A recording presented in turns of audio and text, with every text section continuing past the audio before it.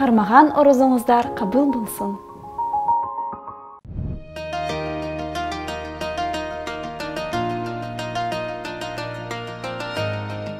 Умрага былтыр ушул 2000 мурдагы жыл болуп калат экен, 2023 жылы ошо былтыр баргам, февраль айында эң алгач. Анан ошо быйыл дагы баруу насип болду. Кайра февраль айында ошол былтырда 2-синен 12 февралга чейин, быйыл дагы 2-синен 11 февралга чейин болду. Анан ошо баратканда биздин умра башчыбыз, устазыбыз айтты эле, көбүнчө ушул жака Кудайым жылда келейин деп дуа кылгыла деп. Анан ал жак мындай дуалардын кабыл болгон мекени, дуалардын кабыл болгон жери дейт. Мен да ушул дуамды аябай тилендим эле, Аллахым ошо өзүңдүн куттуу үйүңө жылда чакырчы, жылда келейинчи деп. Себеби дегенде ал жака барганда жан дүйнөлөр бир башкача ырахатка, жан дүйнөлөр бир өзгөчө толгонууга.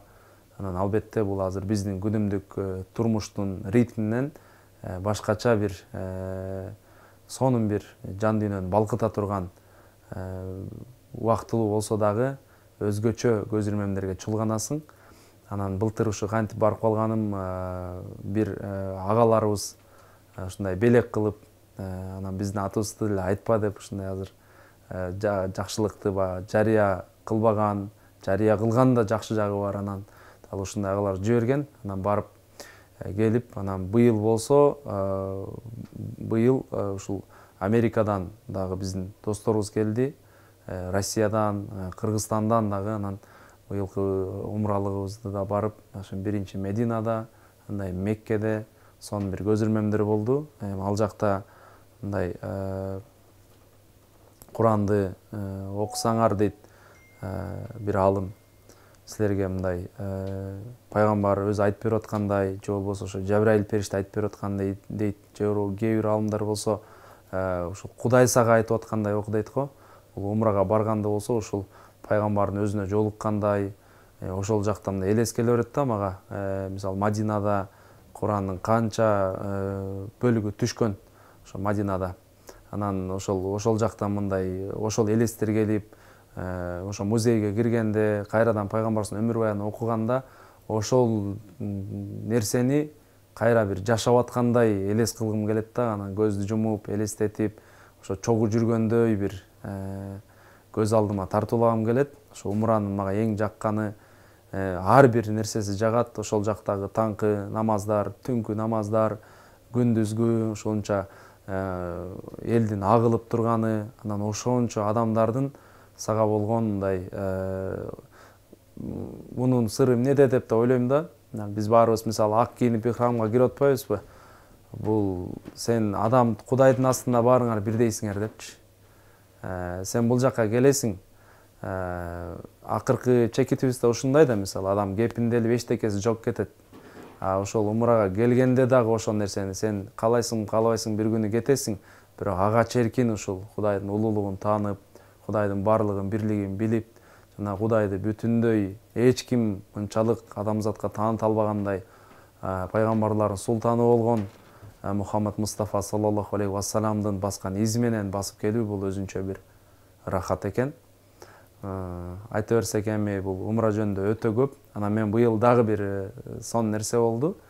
Баратканда ушу телефондон карап баргамда, анткени барган сайын ал жакта ысык болот. Анан ысып, биз сууктан барып ысыкка барганда аябай ысыйсың да, күнгө да жакындай сезилипчи. Ушул жака бир жамгыр жаайт болду экен деп ойлогом да.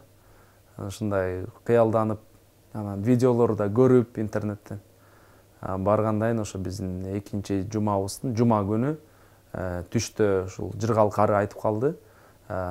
Бүгүн имам жума намазды окугандан кийин ошол жума намазга дагы айтты, 4,5 миллионго жакын адам келди, болжолду деп айтып атышты. Себеби дегенде киши аябай көп болду да. Ошондо имам мындай дуа кылды деди. Кудай, Аллахым, тиги бизге жамгыр берчи. Элибиз, жерибиз кичине кыйналып кетти деп, жамгыр деген ушундай жамгырды сурануу дубасын айтты депчи. Ошондон эле бир 2 сааттан кийин 12:30-1 менен ошо жума намаз кичине эртерээк окулду. Же биздеги убакытка биз көмүп калганбызбы? Анан бир 2-3 сааттан кийин жамгыр жаады.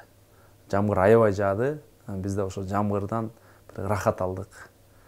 Андыктан ошол жана 4,5–4 миллионго жакын адамдын арасында бир адам болуп намаз окуу, ошончо эмне деген адамдар бар, ошолор менен бирге дубанын мекени деп коет, ошо дубаларды кылып барган сайын мындай, мисалы бир жерге менде мындай ой боло берет да, мисалы башка бир өлкөгө барсаң, мурда баргам да деген мындай эми көргөм да деп ушундай боло бересиң, бирок бул жака мурда баргам да деген нерсе болбойт экен да. Кайрадан тойбой эле ошол нерселерди кайталап кайрадан жасаган келе берет экен. Чындыгында баарына барууну насип кылсын. Бизде болсо азыр мындай элибиздеги кээ бирлер тетири сөздөр пайда болуп кетти го, мода болуп кетти, анан акчанын баарын ошол жака барып таштап келип атышат депчи.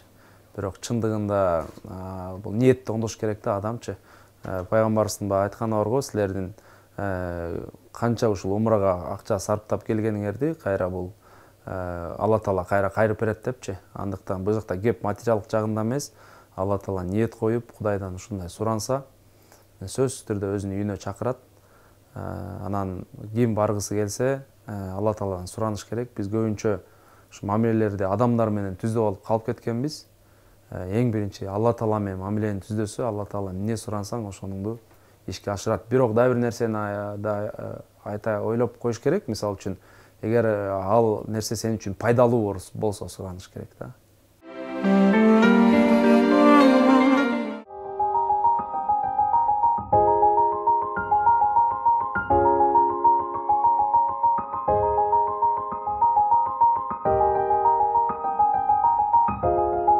Кармаган орозоңуздар кабыл болсун.